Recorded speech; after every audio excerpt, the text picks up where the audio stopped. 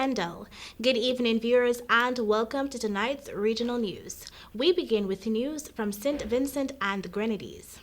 Some health officials in St. Vincent and the Grenadines suspect that the new, more easily transmitted strain of COVID-19 is present in St. Vincent and the Grenadines.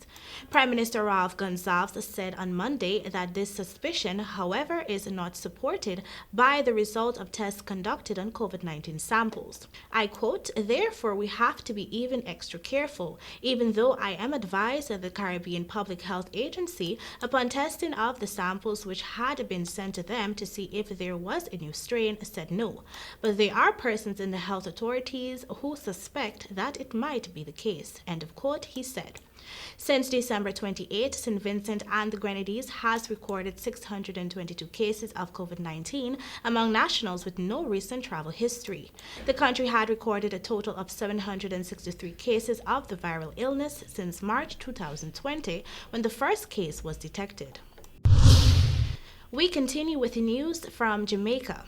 Jamaica has started discussions with China, Cuba, and India about obtaining COVID-19 vaccines from those countries when they become available.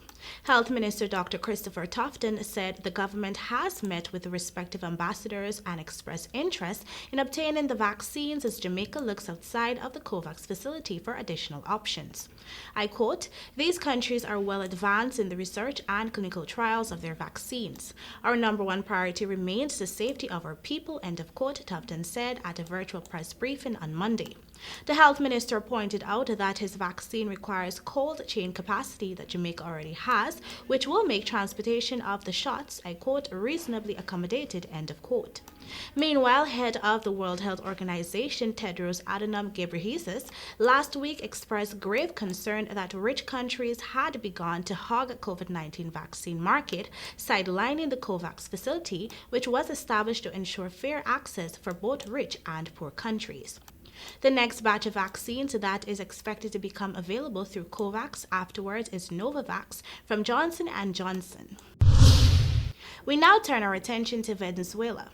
Venezuelans Juan Guaido is an, I quote, "privileged interlocutor," end of quote, but no longer considered interim president, European Union states said in a statement on Monday, sticking by their decision to downgrade his status.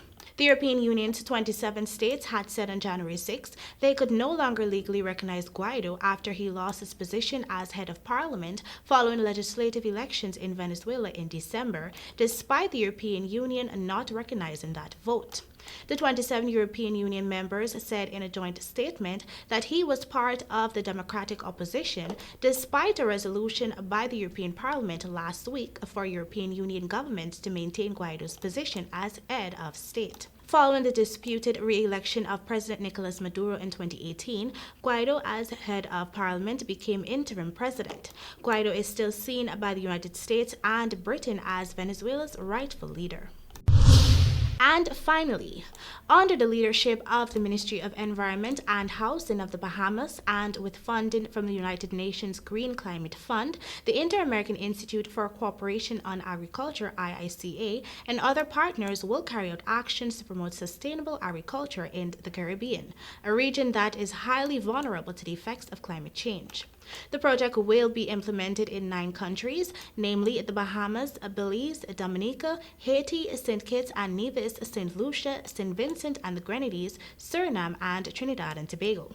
The initiative has received close to $1.2 million in funding from the United Nations Green Climate Fund. It will focus on the development of capacities, strategic frameworks, knowledge management, and learning in a bid to strengthen the base upon which the Caribbean agriculture sector can prioritize investments for resilience. And that is all for your regional news. Thank you so much for joining. Back to you, Wendell.